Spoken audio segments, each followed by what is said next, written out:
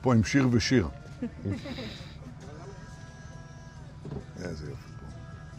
תודה רבה. תודה, תודה לכם. תודה רבה לכם. תודה לכם. טוב, קצת לספוג שמש. תודה לכם. של מי הכלב? שלך. איזה סוג זה? כנענית, ישראלית. כנענית ישראלית, כל הכבוד. טוב, גם לה מגיע קצת. ישראלית אמיתית. יאללה, לכולכם מגיע. כן, כן. יצאתם להתעורר קצת? כן. יפה מאוד. תראה, על ירושלים, יש משהו יותר יפה מזה? אין על ירושלים. אין על ירושלים, אין, נהדר. הוא השתגע מזה. תשמע, אני זוכר את זה. אתה זוכר? קוראים לו גיא. זה היה במטוס, אוקיי, תמסרו לו דש. תודה. איזה יופי. שלום. שלום לכם. גם אתם יצאתם קצת להתעורר? קצת להתעורר. כמובן שיש מרחב מוגן במקום כזה. מרחב מוגן, איפה את יודעת? ממש שמה, בטח. א' ב' זה לבדוק. כמה צעדים מכאן, נכון? כמה צעדים. יופי, זה הכי חשוב. אפשר לנצח ואנחנו נשמור על עצמנו. מצוין, זה בדיוק. חד משמעית. את אמרת הכי טוב. הציבור מבין את העניין. אבל הנה הפרט הכי חשוב. איך קוראים לך? שיר. מה ששיר אמרה, ואת? שיר גם. יש לנו שני שירים כאן. מה ששיר ושיר אמרו זה הדבר המרכזי. צריך להבין, זה דורש אורך רוח, אבל זה גם אפשר לפעמים לצאת לרוח, להתאוורר, אבל תמיד להיות ליד מרחב מוגן, וגם פה יש. Yes, Prime Minister Netanyahu is alive. I saw him personally when I was in Israel more than once. Yes, this video at the cafe is not AI fabricated. So, there's a lot of disinformation. I think it derives from the fact that the Iranian side and those who are accomplices to them are trying to cover for the weakness. Okay? Now, the aims of this operation haven't changed a bit. We are saying the same things and they haven't changed. We want to neutralize Iran's nuclear program and prevent it from going immune into the deep underground. We want to destroy the ballistic missile program, and we are advancing pretty well at that.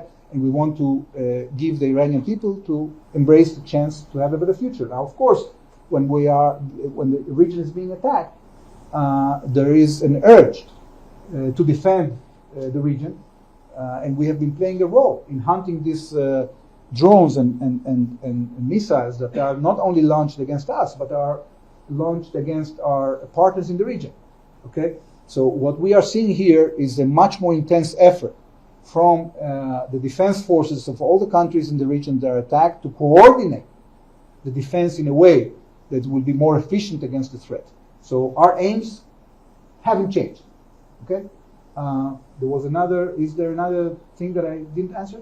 Oh, that's the first one. Okay. The second is and you said Mr. Jaishankar's comment. Oh, yeah. Look, again, we also support diplomacy, and we unfortunately have exhausted diplomacy to the extent that we had to take military action, and we hope that as a result of our military action, diplomacy will be relevant again. And I can share with you that in the last few days, we've been actually consulting diplomatic channels with many of our partners, of course the United States, but also countries in the region, including countries that we don't have diplomatic relations with, in order to see how we can stabilize the situation, what will be the result or diplomatic result of this effort, both in the Iranian context and the Gulf context, but also in the Lebanese context. So these negotiations and exchanges are going on, and of course we will also update our Indian friends when things are ready.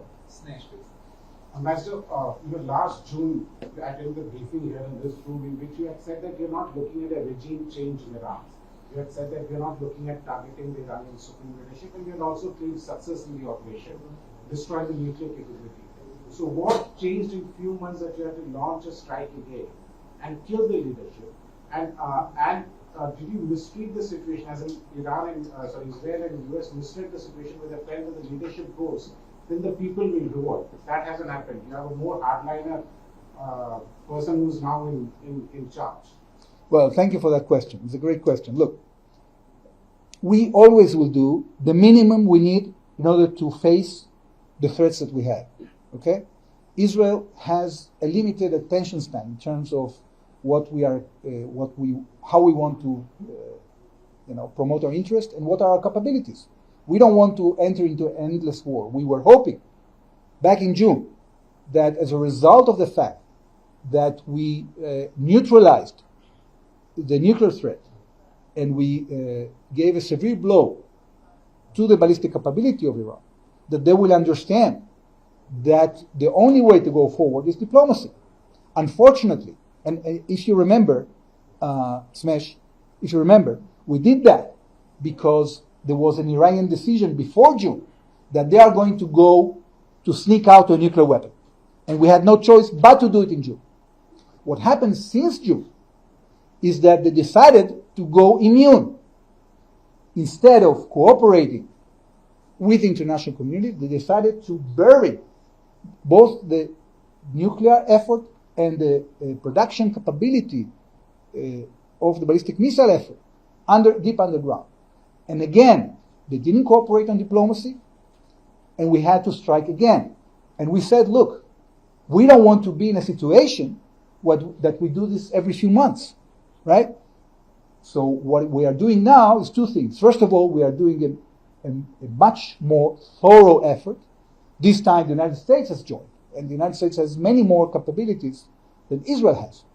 And another thing that we are saying to ourselves, that I stated before, is that we want to create a situation in which the regime understands that their capability to oppress the Iranian people is going to be degraded as well. So if they don't change course, they have another motivation to change course. So yes, you're right. Right now they are digging in more, they are doubling down more, but I think it's going to be detrimental to their interest and the way, because this military effort is very substantive, and despite the efforts to spread disinformation, their situation is in dire straits.